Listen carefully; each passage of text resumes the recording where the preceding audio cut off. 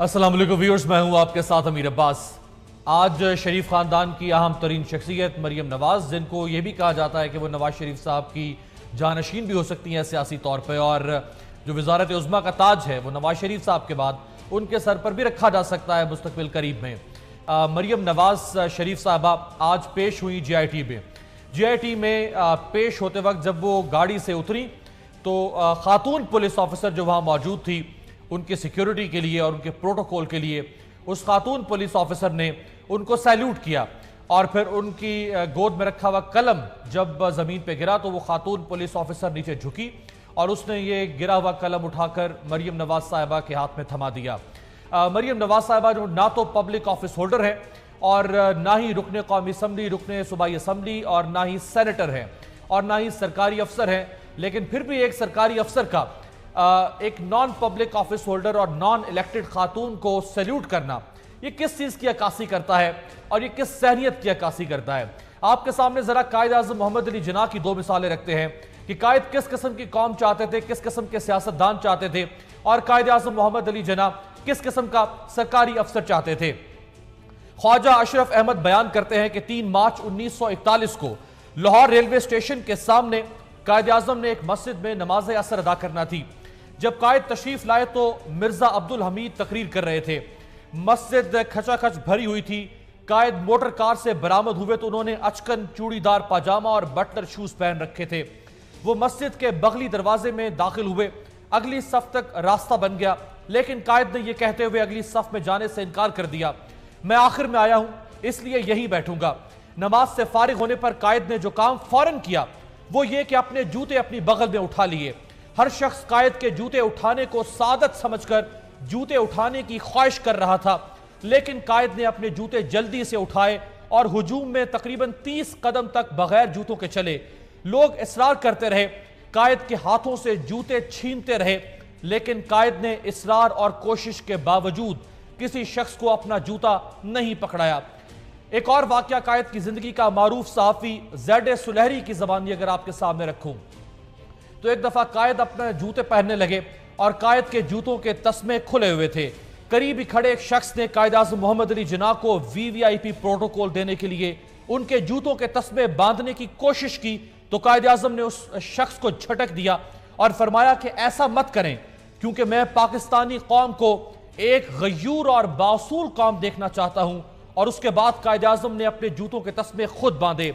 قائد اعظم جس قوم، اس کے سیاستدان اور اس کے سرکاری افسران کو غیور اور باصول دیکھنا چاہتے تھے، آج اس قوم کے سیاستدان کو کردار سے زیادہ چاپلوسی پسند ہے، اور آج قائد کے اس پاکستان کے سرکاری افسر کو اپنے ریاست یا اپنے عوام یا اپنے آئین سے زیادہ اپنی شاہ کی وفاداری پسند ہے۔ اور اس قوم کا منظر تو آپ نے آج دیکھ لیا اس خاتون پولیس افسر کی صورت میں کہ جس نے ایک نان الیکٹڈ اور ایک نان پبلک آفیسر خاتون کو سیلیوٹ کیا۔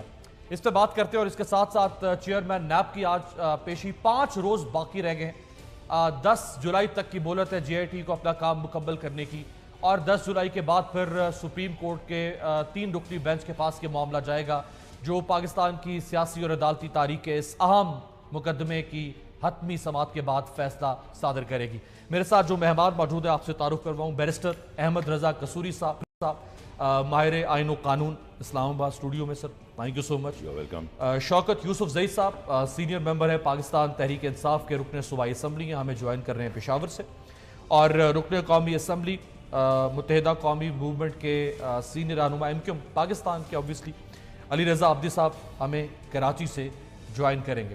تو قصوری صاحب سر اگر آپ سے آغاز کروں میں، تو یہ کس ذہنیت کی یہ چیز عکاس ہے یا عکاسی کرتی ہے کہ ایک ایسی خاتون جس کا تعلق صرف ایک حکمران خاندان سے ہے اور وہ ایک وزیر اعظم کی بیٹی ہے، آپ اس کو سیلیوٹ کر رہے ہیں؟ خاتون کا احترام اپنی جگہ پہ، لیکن ایک سرکاری افسر کا باوردی ہو کے یہ کس سوچ اور ذہنیت کی عکاسی کرتی ہے؟ دیکھیں، قائد اعظم نے سول سرونٹس کو ایڈریس کرتے ہوئے کہا تھا کہ you are a permanent reservoir of national intellect Minister comes and minister goes, Prime Ministers come and go. and they go. But you stay on. You stay on and follow the rules and regulation, and don't carry out the unlawful command.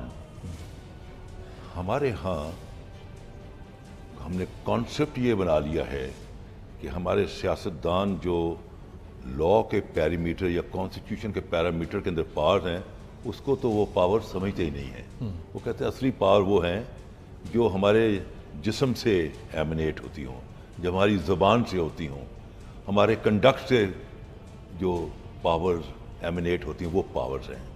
अब चीज़ ये है कि you are very right, अभी आपने highlight किया कि Maryam Nawaz she is not holder of any public office.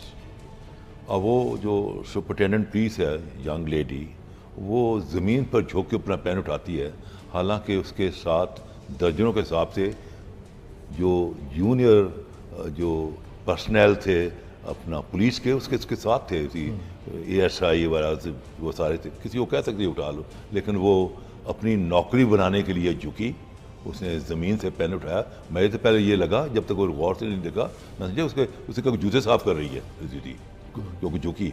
लेकिन जब उन्होंने बार बार दिखाया था, और फिर ख़ास तौर पर जब उसने हैंड ओवर किया और उसने पेन को अंदर शीट पे, वहाँ मुझे समझ आया कि वो इसका पेन गिरा था, उसने पिकअप किया। लेकिन वाई, क्यों जी? देखें, बात यह है कि सिविल सर्विस जो है उसको अपनी इंडिपेंडेंस कानून के मुताबिक और आइन के मुताबिक मेंटेन करनी चाहिए। There should be A balancing factor in a society, यानी ऑपोजिशन को उनसे ये उम्मीद हो कि इनसे इंसाफ मिलेगा, इनसे कोई ज़्यादती इनके हाथ से नहीं होगी, इनको अगर अनलॉफुल कमांड दी भी जाएगी, हमारे ओपोनेंट देंगे, तो दे विल रिफ्यूज़। मैं आपको एक जिक्र करता हूँ जी, जब ये कॉन्स्टिट्यूशन बन रहा था तो 73 के आइन में पीपल्स पार्टी ने जो सिविल सर्विस को जो प्रोटेक्शन थी 1935 के खत्म कर दी, 1935 के एक्ट के, वो ख़त्म कर ली। सी दे were known before that secretary of state service, यानी सेक्रेटरी ऑफ स्टेट जो था वो कॉम्पिटेंट अथॉरिटी, इसके अलावा उसको कोई नहीं रिमूव करता। अब जो की तो मैंने इससे अमेंडमेंट मूव कर दी। मैंने जो अमेंडमेंट मूव करी तो आई स्टिल रिमेंबर मरहूम चौधरी ज़हूर लाई दूर से आए, तो मुझे उनको 2-4 उन्होंने तबरे बोले और कहा कि ये आपने इनको क्यों याद कराया, ये इनके हाथों सहमन रह गई, आपको याद करा रहे। मैंने कहा चौधरी साहब, मुझे I have got no complex with civil service, I could my self walked into civil service, I have got a very strong civil service tradition with in my family, there are scores of people who are secretaries and what not, I have got no complex with civil service. लेकिन मैं एक बता दूं कि अगर civil servant को आप protection देंगे and if he gets an unlawful command from the chief secretary कि ये करो, तो वो करे, ऑर्डर को देखे अप्रूव करेगा। लेकिन 2 या 3 दिन के बाद अगर कोई नथिंग इज फाउंड आउट, तो he will give a call back to the chief secretary कि sir on your instruction I found out but no case is made out. लेकिन अगर इनको प्रोटेक्शन ना दी और मामला ये हो, यानी choice is either you stay in the service or you get out of the service, तो आपको 2% भी सिविल सर्वेंट ऐसे नहीं मिलेंगे जो लॉ को फॉलो करेंगे। अगर कोई मैं इसको मैंने जब इस ज़हूर लाइफ पर जब ये अपना जो था भैंसों की चोरी का केस बना, तो आई वेंट टू हिम, मैंने कहा चौधरी साहब, आज सिविल सर्विस प्रोटेक्टेड होती तो चौधरी ज़हूर लाइफ पर भैंसों की चोरी का केस बनना बनता। राइट जी। शौकत यूसुफजई साहब, सर कैप्टन सफदर जो है वो जाते हैं तो उनको भी पुलिस जो है वो सैल्यूट करती है, चले वो तो रुकन कौमी असम्बली हैं।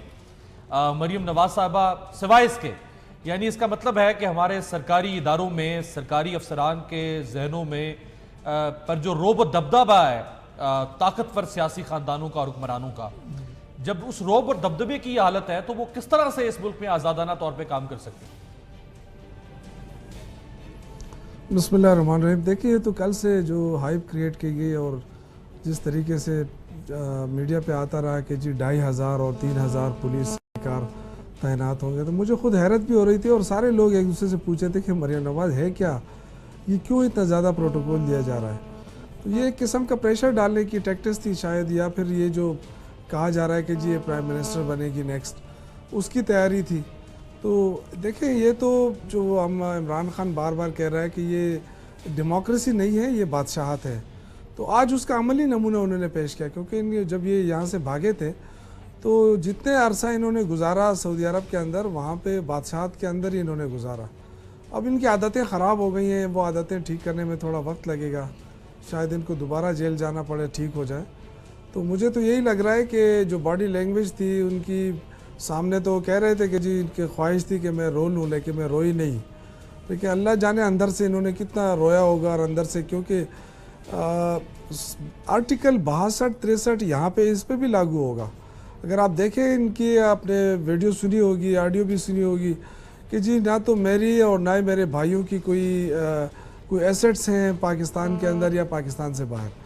تو وہ تو ساری چیزیں جو ہیں وہ سامنے آ چکی ہیں. اب یہ کہ جے آئی ٹی نے جب ان سے کویسچن کیا ہوگا کہ مریم بی بی آپ نے تو کہا تھا کہ ہمارے کوئی ایسٹ نہیں ہے، تو یہ ایسٹس کہاں سے آئیں؟ تو دونوں چیزوں میں اگر یہ کہتی ہے کہ جی ابھی میں قائم ہوں کہ جی ہمارے کوئی ایسٹس نہیں ہے، تبھی یہ اس آرٹیکل کے تحت آتی ہے. اور اگر اس نے کہا ہوگا کہ جی نہیں اب مجھ سے غلطی ہوئی ہے اور میرے بھائیوں کے ایسٹس تھے، اب نے چھپائے ہوئے تھے، تو تب بھی آرٹیکل 62 63 کے انڈر آتی ہے. تو یہ دونوں صورتوں میں نائل ہو جائے گی انشاءاللہ. تو یہ ساری چیزیں ایسی ہیں کہ اس میں جو شریف فیملی ہے وہ بری طرح گر چکی ہے، پھنسی ہوئی ہے اس پاناما کیس میں. اور مجھے تو یہی لگ رہا ہے کہ یہ آخری ان کا جس طریقے سے یہ دباؤ ڈال رہے ہیں، جس طریقے سے انہوں نے ان کی لینگویج استعمال ہو رہی ہے، اسحاق ڈار کی دیکھیں، خواجہ سعد رفیق کی دیکھیں، تو اس سے کلیئر کٹ اندازہ ہو رہا ہے کہ ان کو بھی پتہ چل گیا ہے کہ اب ہم نے جانا ہے. رائٹ. ورنہ دیکھیں منی ٹریل کا ایشو ہے، مریم نواز صاحب آج جب باہر نکلی، شوکت صاحب مریم صاحبہ جب آج باہر نکلی جے آئی ٹی میں اپنی پیشی کے بعد، تو صحافی بڑے بےتاب تھے اور وہ گرمی میں کھڑے ہوئے ہیں، صبح سے انتظار کر رہے ہیں ان کی، اور اس کے بعد ان کے باہر نکلنے کا. اور وہ سوال ظاہری بات ہے ایک صحافی نے کرنا ہے کہ اندر کیا ہوا ہے، یا آپ کے پاس کیا نئے ثبوت ہیں، آپ نے پہلے جو بیانات دیے اور آج آپ کیا بیان دے کر آئی ہیں. تو مریم نواز صاحبہ جب باہر نکلی جے آئی ٹی سے، تو انہوں نے آ کے صحافیوں کا کس طرح سے شکریہ ادا کیا، سب سے پہلے وہ دکھائیں، پھر ان کا بعد میں کیا رویہ تھا وہ آپ کو دکھاتے ہیں. آپ سب میڈیا کے بہن بھائیوں کا شکریہ ادا کرتی ہوں کہ جو اتنی دیر سے دھوپ میں یہاں کھڑے ہیں میرے انتظار میں. جی اتنی دھوپ سے کھڑے ہوئے ہیں انتظار میں یہاں پہ مریم نواز صاحبہ کے، تو وہ صرف آپ کو دیکھنے کے لیے یا آپ کے آنے اور جانے کے مناظر بنانے کے لیے یہاں پہ نہیں، وہ تو سوال کرنے کے لیے بھی یہاں پہ کھڑے ہوئے تھے.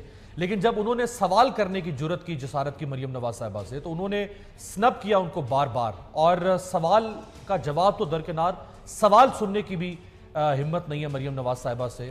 ذرا دیکھیں جی.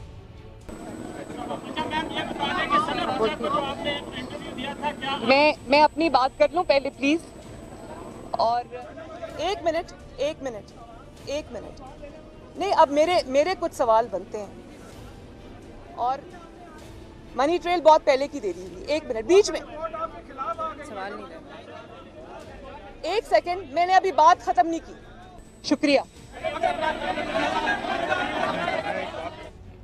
3 دفعہ کوشش کی تھی صحافیوں نے ان سے سوال کرنے کی، اور جن صحافیوں کو پر ان کو بڑا رحم اور بڑا پیار ان پہ آ رہا تھا، اور بڑی ان کو ہمدردی کا اظہار کر رہی تھی کہ آپ صبح سے انتظار کر رہے تھے گرمی میں میرا دھوپ کی تپش میں کھڑے ہو کے، ان صحافیوں نے جب ان سے سوال کرنے کی کوشش کی 3 دفعہ، اور انہوں نے سوالوں کا جواب نہیں دیا، اور اپنی بات یک طرفہ طور پہ اپنا خطاب سنانے کے بعد وہ انہی قدموں پر واپس پلٹ گئی.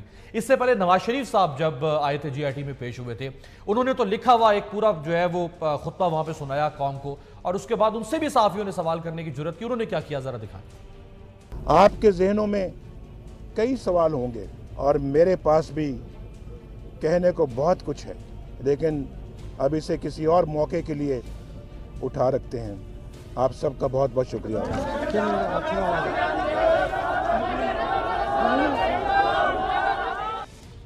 وہاں پہ کیا احتساب ہوگا؟ عوام کا احتساب ہوتا ہے جب آپ سے صحافی سوال کرتا ہے اور عوام کے بہاف پہ، اور پھر آپ اپنا معافی و ضمیر بیان کرتے ہیں. قصوری صاحب، آپ نے دنیا میں بڑی بڑی جمہوریتیں دیکھی ہیں، پڑھا ہے، بڑے ملکوں میں آپ گئے ہیں، پارلیمنٹس بھی آپ نے وزٹ کیا، یون میں بھی جا کے آپ نے ایڈریس کیا ہوا ہے. سر یہ کون سی جمہوریت ہے کہ جہاں پہ آپ سے سوال کیا جائے اور آپ سوال سننے کا بھی آپ میں حوصلہ یا جذبہ نہ ہو؟ ابھی آپ نے، میں اس کو آپ کو جواب، ابھی آپ نے کہا تھا بادشاہت بات یہ ان کی وسیع، میں ان کی بیک گراؤنڈ تھوڑی سی بتا دوں. 1980 میں اپنا گھر بنا رہا تھا اسلام آباد میں. مجھے لوہا چاہیے تھا, تو میں نے پوچھا بھائی مجھے لوہا چاہیے کہاں سے لوں, تو انہوں نے کہا جی لاہور میں ایک اتفاق فاؤنڈری ہے وہ وہاں. تو میں چلا گیا. ان کا دفتر ہوتا تھا شملہ پہاڑی کا قریب, اپنا پاکستان ٹیلی ویژن کے قریب. میں جب گیا تو ان کے والد میاں شریف, کیونکہ میرا اس وقت بڑا نام چل رہا تھا, بھٹو کو نئی نئی پھانسی لگی ہوئی تھی, اور جو سپر لیڈز میرے نام کی چل رہی تھی پورے پاکستان میں اور دنیا میں. تو میں گیا تو ایک دم سے کھڑا ہو کے کہیں کیڑی دے کھاد نرین آ گئے, کیڑی دے کھاد نرین آ گئے. خیر میں سیٹل ہوا بھاؤ. یہ آپ کا میاں شریف صاحب سے, میاں شریف سے بات ان کے والد سے, یہ جن کے بادشاہ تھا آپ کہہ رہے ہیں کیڑی دے کھاد نرین. جب میں وہ سیٹلمنٹ ہونا شروع ہوا بھاؤ, تو مینیجر کو بلایا. انہوں نے کہا جی ان کے اشارے تھے, مینیجر کہا انہوں وغیرہ کہا نہیں اردو کاٹ, جی انہوں نہیں اردو کاٹ. پھر میاں شریف نے کہا اوے یہ بھٹو نو پھائے نہ لوا دے, سانو ایک فیکٹری واپس ملنی سی, یہ تو ساڈے محسن نے اسی دی. تو اس وقت 2200 روپے پر ٹن تھا. انہوں نے مجھے جو ہے 1700 ہر ٹن پر مجھے 500 کا مجھے ریبیٹ دیا. تو یہ ان کا تھا لیول, جن کو آپ بادشاہ لگے ہوئے.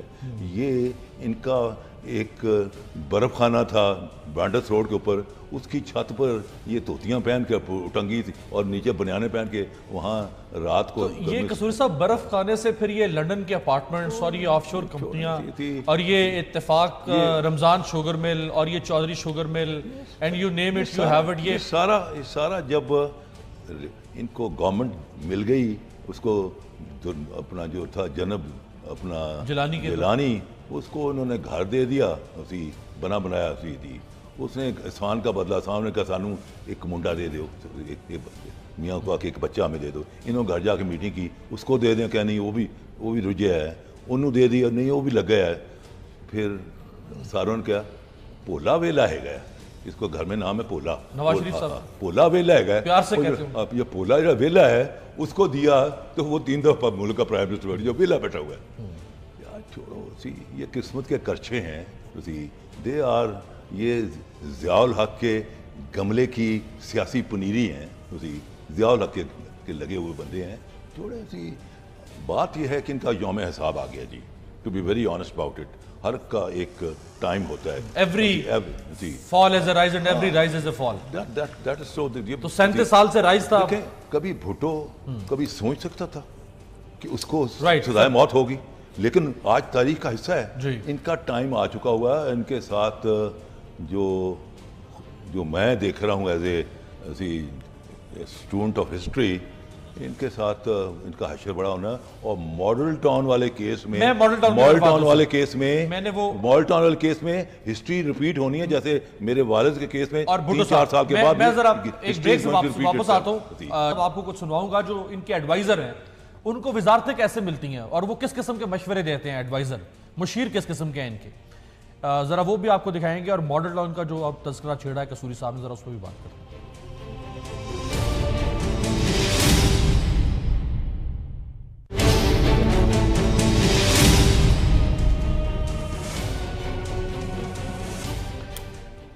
بریک کے بعد ایک بار پھر آپ کو خوش آمدید. آج مریم نواز صاحبہ نے, جس طرح میں نے آپ کو پہلے دکھایا کہ انہوں نے سوال صحافی کرتے رہ گئے, 3 دفعہ صحافیوں نے سوال کرنے کی جرت کی, تینوں دفعہ انہوں نے صحافیوں کو سنب کیا. ان میں سوال سننے کی, جواب تو درکنار, سوال سننے کی بھی جرت یا ہمت نہیں ہے. اس سے پہلے نواز شریف صاحب کا جی آئی ٹی کے بعد جو رویہ تھا وہ بھی میں نے آپ کو دکھایا. لیکن مریم اورنگ زیب صاحبہ جو وزیر مملکت ہے اس وقت اطلاعات و نشریات کی, وہ کیا مشورہ دیتی ہیں مریم نواز شریف صاحبہ کو جب صحافی ان سے سوال کرتے ہیں؟ تو یہ جو مشیر ساتھ کھڑے ہوئے ہیں یہ مشورہ کیا دیتے ہیں وہ ذرا سنیں. اور پھر اعتزاز احسن صاحب پاکستان پیپلز پارٹی کے سینئر رہنما بھی ہمارے ساتھ موجود ہے, ذرا ان سے بھی بات کرتے ہیں. ایک منٹ بیچ میں سوال نہیں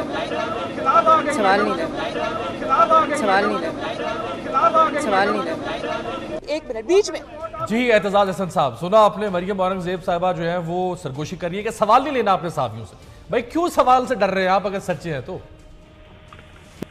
مریم اورنگ زیب ان کو صحیح مشورہ دے رہی ہیں کیونکہ ان کے پاس جواب ہے ہی نہیں. تو جواب نہ ہو تو سوال لینے کا فائدہ نہیں ہوتا, نقصان ہوتا ہے. تو مریم اورنگ زیب نے مریم نواز شریف کو واقعات کے حوالے سے درست مشورہ دیا، اور میں یہ تو سمجھتا ہوں کہ یہ مریم اورنگزیب کے بڑے کریڈٹ میں جائے گا نون لیگ میں کہ اس نے بر وقت اور مشورہ دے کے اور مریم نواز کو، مریم صفدر کو امبیرسمنٹ سے بچایا ہے۔ حالانکہ اگر آپ سوال کا جواب نہیں دیتے یا سوال لیتے ہی نہیں تو وہ زیادہ امبیرسنگ ہوتا ہے، کیونکہ اس سے یہ بات واضح ہو جاتی ہے کہ آپ کا موقف غلط ہے، آپ کا موقف جھوٹ پہ مبنی ہے۔ اور مریم نواز کو تو پہلا سوال جو صحافیوں نے کرنا تھا وہ ان کے اپنے بیان کے مطابق کی وضاحت ہوگا کہ آپ نے تو کہا تھا ثنا بچا کے پروگرام میں کہ میری جائے تو کوئی ملکیت ہی کچھ نہیں ہے، اور نہ پاکستان میں اور نہ میرے بھائیوں کی باہر کوئی ہے، یہ پتہ نہیں خبر نہیں کہاں سے لے آتے ہیں اور میرے بھائیوں کی ملکیت بنا دیتے ہیں۔ اور انہوں نے پھر بڑے اس میں دلچسپ طریقے سے ختم کیا کہ اگر کوئی ثابت کر دے تو پھر وہ گھبرا گئی کہ اب کیا آگے کہوں، یہ کہوں کہ کوئی ثابت کر دے تو میں سیاست چھوڑ دوں گی، یہ کہوں میں ریزائن کر دوں گی پارٹی کے عہدے سے، تو پھر کہتی ہیں تحقق کے ساتھ اگر کوئی ثابت کر دے تو میں مان لوں گی۔ سیاست چھوڑ دے گی کیسے اعتزاز صاحب؟ وہ تو ان کی پرائم منسٹر ہاؤس جو ہے وہ 4 سال سے ایک اکیڈمی ہے، اس اکیڈمی کے اندر مستقبل کی وزیر اعظم کی تربیت ہو رہی ہے، 4 سال کی محنت ہوئی ہے، وہ سیاست کیسے چھوڑ سکتی ہے؟ یہ اعلان تو سوچ بھی نہیں سکتی وہ پر مطلب ہے اعلان بنتا تو یہی تھا نا، پر پوائنٹ یہ ہے کہ وہ تربیت تو ان کی ہو رہی ہے اور ان کے پیچھے یہ سارا مریم نواز کو بچاتے بچاتے ہی تو سارا یہ خاندان ڈوب رہا ہے اور سارے جھوٹ بولے جا رہے ہیں۔ یہ مریم نواز ڈان لیگز میں انہوں نے بچایا اس کو، اور سارا جو ڈان لیگ کا قصہ اور معاملہ تھا وہ اچھلا ہی اس وجہ سے کہ وہ مریم نواز کا میڈیا سیل بند کرتا تھا اور آڈیو ریکارڈنگ کرتا تھا میٹنگ کی پرائم منسٹر ہاؤس میں۔ ہماری اے پی سی کو بند کیا، جس کا اعتراف گورنر سندھ جو یہ ہے محمد زبیر، انہوں نے ایک پروگرام میں ٹیلی ویژن کے پروگرام میں کیا کہ یہ بیٹھے اپنے ایک ان کیمرا آل پارٹیز کانفرنس تھی، یہ بیٹھے سن رہے تھے میڈیا سیل میں، تو وہ تو اس نے بچایا ان کو۔ اور یہ پیناما لیگ میں بھی حسین نواز کو جو آگے کیا، جس نے یہ ساری پراپرٹی اپنے ذمہ لے لی اور 3-4 بیانات پیناما لیگ سے پہلے ہی دے دیے، وہ بھی مریم کو بچانے کے لیے ہی تھا۔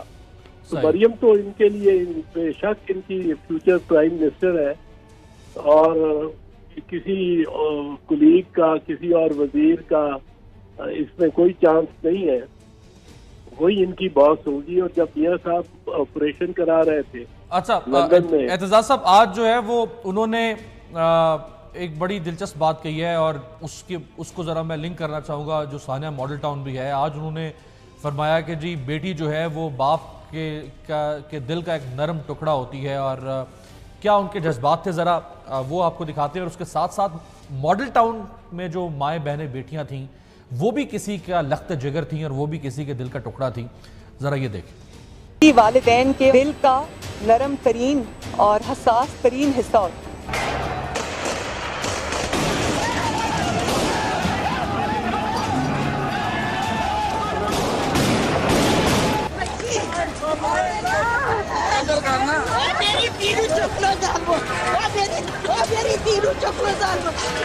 بیٹی والدین کے دل کا نرم ترین اور حساس ترین حصہ میری بہن میری بہن گئی، اللہ جی فوت ہو گئی، انا للہ و انا الیہ راجعون۔ بیٹی والدین کے دل کا نرم ترین اور حساس ترین حصہ کیوں مارا انہوں نے میری मेरी मामा को क्यों मारे मेरे पुत्र को? मेरा क्या कसूर था? मेरे बहन भाई का क्या कसूर था? बेटी वालिदैन के दिल का नरम तरीन और हसास तरीन हिस्सा होती है। राइट जी, शौकत यूसुफ ज़ई साहब, सर आप तो नरम हिस्सा हैं नवाज शरीफ साहब के दिल का। ये मॉडल टाउन में जो इन्ना लिल्लाह व इन्ना इलैहि राजिऊन पढ़ रहे थे अपने माओ बहनों बेटियों पे, क्या वो नरम हिस्सा नहीं था? ये तो मेरे ख्याल से आप जब भी इस किस्म की चीज़ें दिखाएंगे, मेरे ख्याल से एक ही चीज़ सामने आएगी कि इन्होंने जो जुल्म किया है ना, मेरे ख्याल से आज जो ये सज़ा भुगत रहे हैं, कहाँ से पानामा आ गया और किसने इतनी मेहनत की और आज जो है ना वो उसमें फंस गए हैं और इतनी बड़ी तब्दीली आने वाली। आप देखें कि जो एक ज़माना था कि हम कहते थे जी हुक्मरानों का कोई एहतसाब नहीं कर सकता, अब उनके बच्चे भी पेश हो रहे हैं। तो ये मेरे ख्याल से वही जुर्म है इनका जो इन्होंने ख़वातीन को घसीटा, वही माएँ बहनें, जिस तरीके से इन्होंने जुल्म किया ना, तो जुल्म का बदला अल्लाह ताला कभी कभी दुनिया में भी दिखा देता है और यही वो जुल्म है जो आज इनको परेशान कर रहा है। ये बेशक अपनी जो भी तजवीज़ें बनाए, किसी को भी ये सोचें कि जी मरियम को हम प्राइम मिनिस्टर बना देंगे अगर नवाज शरीफ नाअहल हो जाएगा या कुछ हो जाएगा, लेकिन ये सारी सियासी चीज़ें तब होंगी जब इनकी सियासत बचेगी। मुझे तो लग रहा है कि इनकी सियासत ख़त्म होने वाली है। देखिए मरियम बीबी ने बाहर आके और तो बहुत सारी बातें की ना कि जी मैंने हर सवाल का जवाब दिया, लेकिन मेरे सवाल का जवाब किसी ने नहीं दिया। और उनका सवाल का जवाब क्या था कि जी हमारा कसूर क्या है? नहीं सर, इतने हैरत की बात यह है कि आपको इसलिए नहीं बुलाया गया था कि आप सवाल करेंगी और जीआईटी जवाब देगी। भाई आपको इसलिए बुलाया था कि जीआईटी सवाल करेगी, आप जवाब देंगे। तो मैं अमीर भाई यही कह रहा हूँ ना कि ये कह रहे हैं कि हमारा जुर्म क्या है, जैसे कि इन बेचारों को वैसे ही कोई तंग कर रहा है। यार इतना तो मेरे ख्याल से मेरे घर रात को वो जो अपना है कादरी साहब, ज़हीम कादरी साहब, वो बड़े परेशान हो रहे थे, बड़े इल्ज़ामात लगा रहे थे। मैंने कहा भाईजान ये अब हम नहीं कह रहे हैं कि हमने कोई पानामा ला कर आए हैं, ये जीआईटी है और जीआईटी हमने नहीं बनाई है, सुप्रीम कोर्ट ने बनाई है। आपको जो एतराज़ात है आप जाके मनी ट्रेल एक लिफाफे में बंद करके दे दें, ना मशरिकी दुख्तरी मशरिक को पेश होना पड़ेगा और ना नवाज शरीफ को पेश होना पड़ेगा और ना हमें इतनी सुबकी उठाने पड़ेगी कि हमारे प्राइम मिनिस्टर जो है वो एक क्रिमिनल केस में पेश हो रहे हैं। तो क्यों हम पे रहम करें और पाकिस्तान पे रहम करें भाई? अगर आपके पास मनी ट्रेल है तो लाके दे दें। बिल्कुल आपके पास मनी ट्रेल है ही नहीं। इसाक डार की वो जो ब्रेक सर बस आते हैं, अभी भी आपके पास 5 दिन पड़े हुए हैं, 10 तारीख तक का वक्त है, अभी भी अगर कुछ है तो आप लाकर दे दें। एक ब्रेक से वापसी पे जरा कसूरी साहब से बात।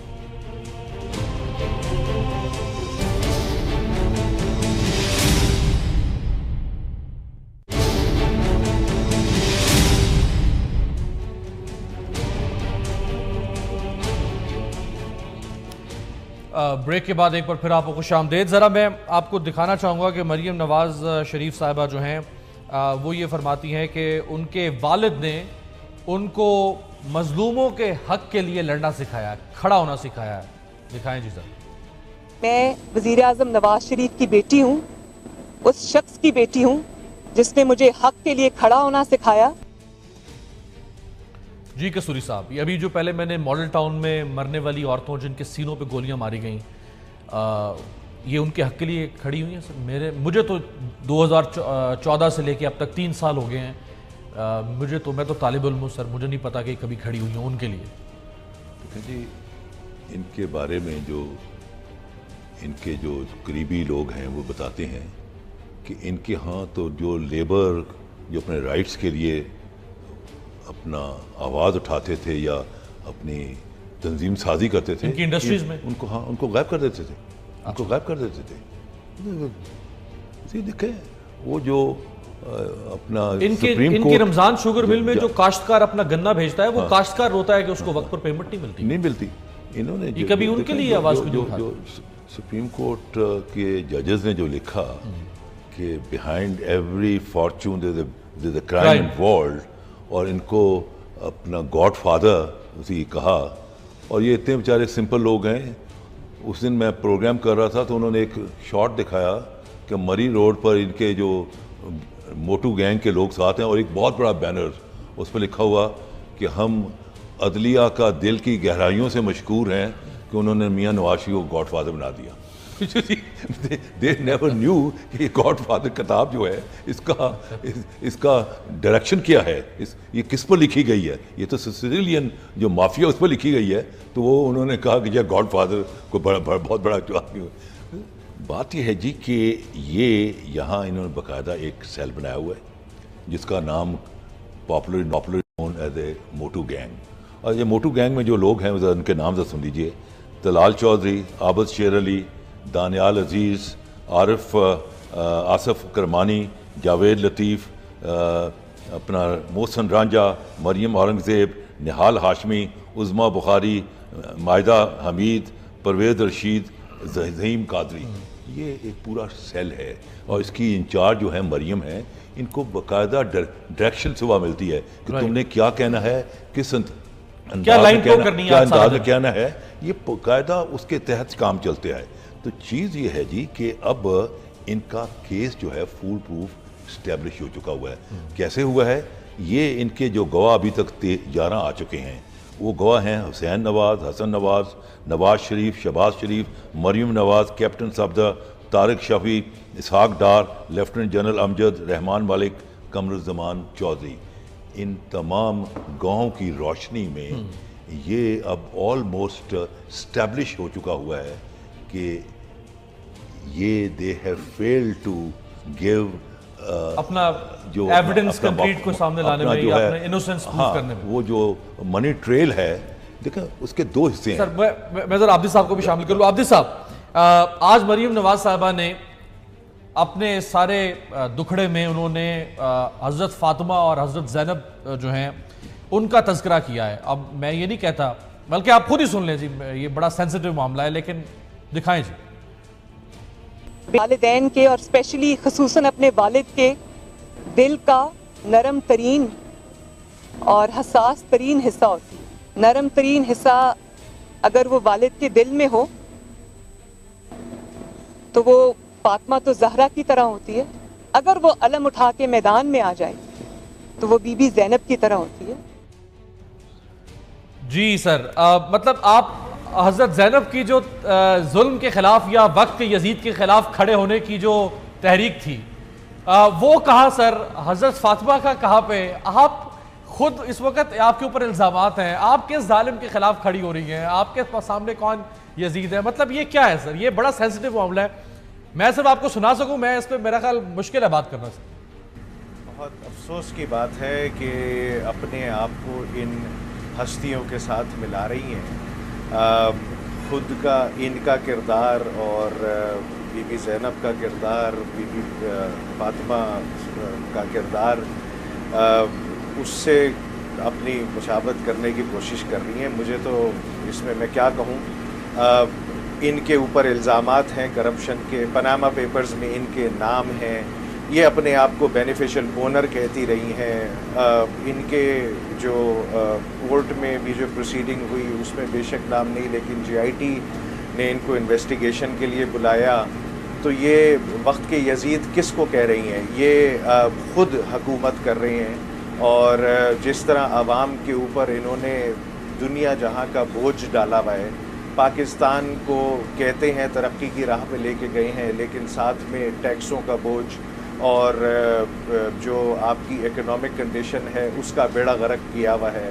جو وعدے کیے ہوئے تھے, بجلی نہیں جائے گی, لوڈ شیڈنگ نہیں ہوئے گی, وہ آج تک ہو رہی ہے, اور پھر اپنے آپ کو یہ ہستیوں کے ساتھ ملا رہی ہیں. مجھے تو افسوس ہو رہا ہے کہ ان کی سوچ پہ کہ یہ اتنی گر گئے ہیں یہ لوگ کہ یہ شہزادی صاحبہ جو ہیں ایک جی آئی ٹی کے سامنے پیش ہوئیں, تو پیش ہونے کے بعد انہوں نے اپنے آپ کو ان ہستیوں سے ملانا شروع کیا. میں اس کی مذمت کرتا ہوں, کنڈیم کرتا ہوں, اور ان سے گزارش کرتا ہوں کہ دوبارہ خدا را اس طرح کی بات نہ کریں. بات نہیں بلکہ سر کہنا چاہیے جسارت نہ کریں آپ, مطلب جسارت نہ کریں آپ. فیملی پہ کس طرح, مطلب کس کیا رخ آپ دینے کی کوشش کر رہی ہیں؟ آپ کے اوپر کیا الزامات ہیں؟ آپ کن ہستیوں سے اپنے آپ کو ملا رہی ہیں؟ ایک بریک سر, بس ذرا تو بریک سے واپس آتے ہیں, اسی پہ ذرا شوکت یوسف زئی صاحب سے بات.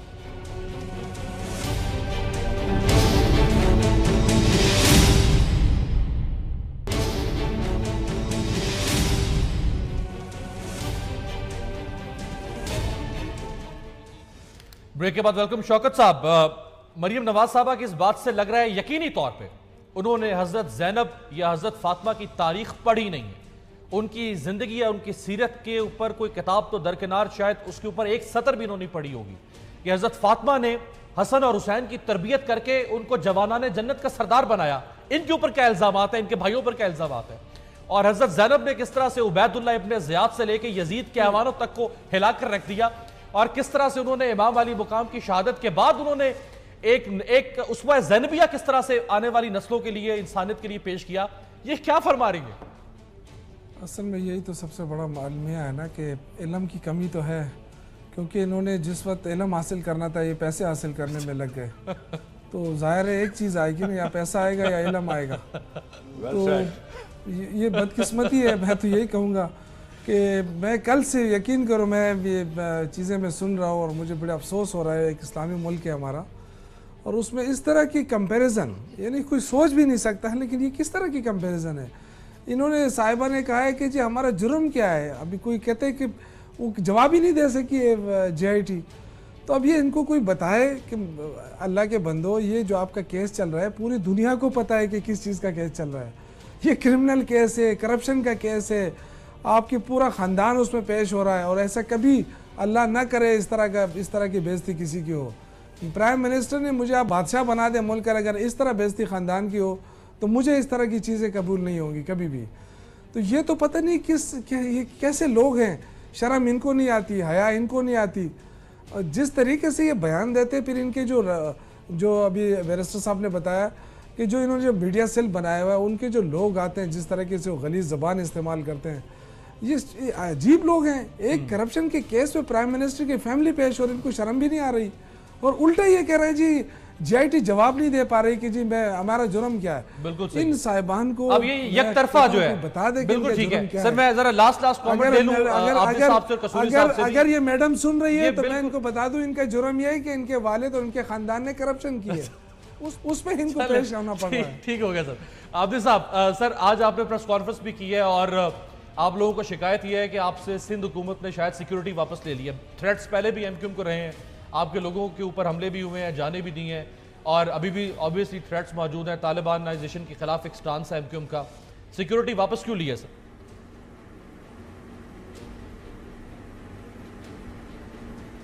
دیکھیے, ہم نے جب نیب کا انہوں نے ریموول کا بل پیش کیا تو اس وقت ہماری طرف سے جو احتجاج ہوا, اس احتجاج کے رزلٹ میں سندھ حکومت نے, جو کہ پولیس کو اپنی جاگیر سمجھتی ہے اور ویسے تو کلیم کرتے ہیں کہ نان پولیٹیکل فورس ہے, لیکن پولیٹیکل پولیس فورس کو استعمال کرتے ہوئے, اپنے اختیارات کو استعمال کرتے ہوئے سارے ایم این ایز اور ایم پی ایز اور متحدہ قومی موومنٹ کی رابطہ کمیٹی کے ساتھ جو بھی پولیس آفیسرز تھے, کانسٹیبلز تھے, ان کو واپس بلا لیا گیا.